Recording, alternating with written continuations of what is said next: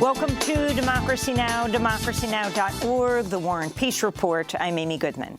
The Biden administration's announced plans to open processing centers across Latin America where asylum seekers would have to request permission to come to the United States, blocking tens of thousands from seeking relief at the U.S.-Mexico border. The first processing centers will be located in Guatemala and Colombia.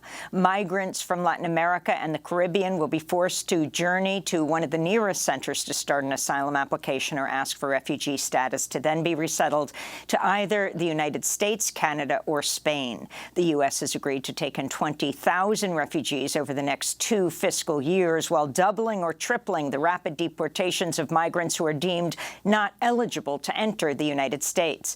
Homeland Security Secretary Alejandro Mayorkas and Secretary of State Antony Blinken laid out the sweeping measures Thursday, threatening migrants at the southern U.S. border with harsher consequences, including possible criminal charges. This is Mayorkas. Beginning on May 12, we will place eligible individuals who arrive at our southern border in expedited removal proceedings. Those who arrive at our border and do not have a legal basis to stay will have made the journey, often having suffered horrific trauma and having paid their life savings to the smugglers, only to be quickly removed. They will be removed most often in a matter of days and just a few weeks. This comes as the United States is preparing to lift the Trump-era Title 42 pandemic policy in May, which for the past 3 years has been used to expel some 2.7 million migrants at the U.S.-Mexico border without due process. Immigrant justice advocates have denounced the Biden administration for violating international law and enforcing policies similar to those pushed by Donald Trump. The new measures exclude migrants from Africa. Eleanor Acer of Human Rights First said in a statement, quote, "The Biden administration should focus on measures like increasing refugee resettlement and regular pathways and abandon its plan to impose an asylum ban that would be a legal, moral, and political mistake," unquote. In Sudan, heavy explosions and gunfire continue to ring out across the capital, Khartoum, even after Sudan's army agreed to a 72-hour extension of a humanitarian ceasefire with the rival Rapid Support Forces paramilitary group. There are reports of fighting near Sudan's army headquarters, the presidential palace, and Khartoum's main airport. Residents report severe shortages of flour and other staple foods. People are not thinking about anything except worrying about themselves, their families, and extended families. The situation now is that the food supplies are dwindling, and citizens will soon face a famine, or at least a crushing food crisis. Even before fighting erupted between rival factions of Sudan's military government April 15th, a third of Sudan's 46 million people were dependent on humanitarian aid. Back in the United States, attacks on transgender rights continued Thursday as Republican lawmakers in Kansas overrode a veto by Democratic Governor Laura Kelly enacting the most sweeping bathroom law in the nation. The legislation bars trans people from using bathrooms that align with their gender identity in schools, locker rooms, prisons, domestic violence shelters, and rape crisis centers. In Nebraska, Democratic State Senator Megan Hunt is facing a conflict of interest investigation after a right-wing lawmaker complained she did not officially disclose she had a transgender child before voting against a bill banning gender-affirming care for minors. Senator Hunt blasted the probe as harassment.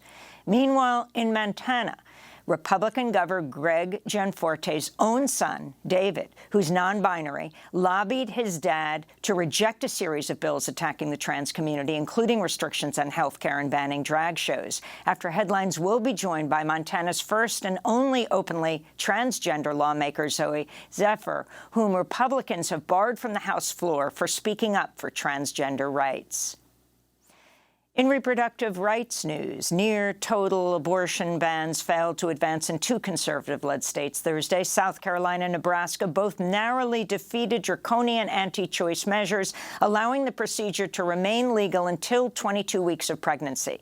Meanwhile, lawmakers in Vermont passed a bill Thursday further protecting access to abortion, including medication abortion, as well as gender-affirming health care by shielding providers from liability.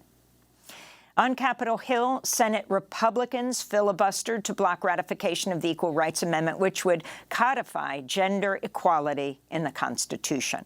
The measure was first introduced a century ago and passed 50 years ago, but has never been ratified, as conservative opponents have argued the deadline for ratification has expired. Ahead of Thursday's vote, women House Democrats marched to the Senate to demand their colleagues pass the ERA. Legal experts believe its ratification would have helped prevent mounting attacks on LGBTQ communities and reproductive rights. The Senate's voted to roll back emission standards for heavy-duty trucks set by the White House. Conservative West Virginia Democrat Joe Manchin joined Republicans in Wednesday's 50-49 vote, setting up a veto by President Biden if the Republican-led House also passes the measure. This comes after environmental groups and some Democrats condemned Energy Secretary Jennifer Granholm's endorsement of the Mountain Valley fracked gas pipeline earlier this week. Arizona Congressmember Raul Grijalva said in a statement, quote, fully green-lighting the pipeline will condemn Appalachian communities to generations of pollution and related health and safety issues while also doing nothing for our ambitious climate goals, he said. Protests demanding urgent action on the climate crisis have ramped up across the United States. On Thursday, a pair of protesters smeared red and black paint on a glass case housing artwork at the National Gallery of Art in Washington, D.C., demanding President Biden declare a climate emergency. This follows demonstrations earlier this week outside the offices of banking giant Citibank in New York and Wells Fargo in San Francisco.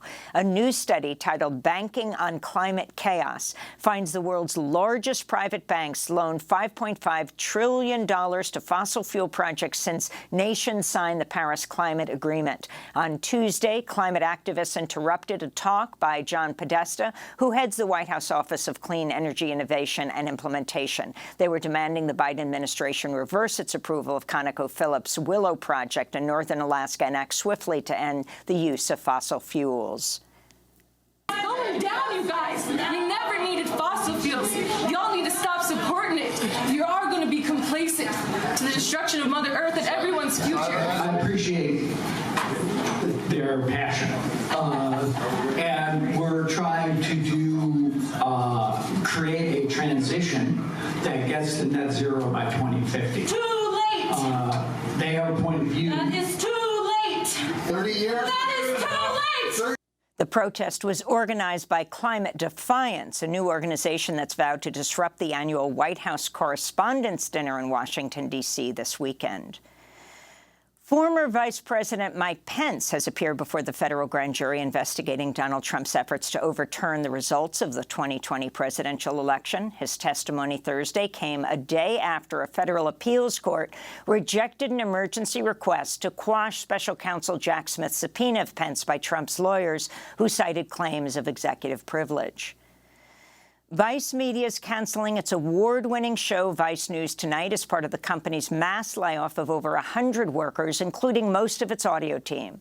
Vice is the latest media outlet to cut jobs after BuzzFeed last week announced it's shutting down BuzzFeed News. Vice Union said on Twitter, quote, "These workers are suffering the consequences of years of poor decisions they played no part in." And the white woman whose discredited accusations led to the lynching death of black teenager Emmett Till in Mississippi 7 decades ago has died of cancer at the age of 88. It was 1955 when Carolyn Bryant Dunham accused Emmett Till of whistling at her in her store. That prompted Till's abduction, torture, and murder. Dunham's husband and his half-brother were tried for the lynching and acquitted by an all-white jury. In 2007, Dunham confessed she had fabricated her claim, leading the FBI to reopen Till's case. But the Justice Department ended its investigation in 2021 without filing charges. Last year, a team searching for evidence in Emmett Till's case found an unserved warrant charging Dunham in his kidnapping. And those are some of the headlines. This is Democracy Now!, democracynow.org, The War and Peace Report. I'm Amy Goodman.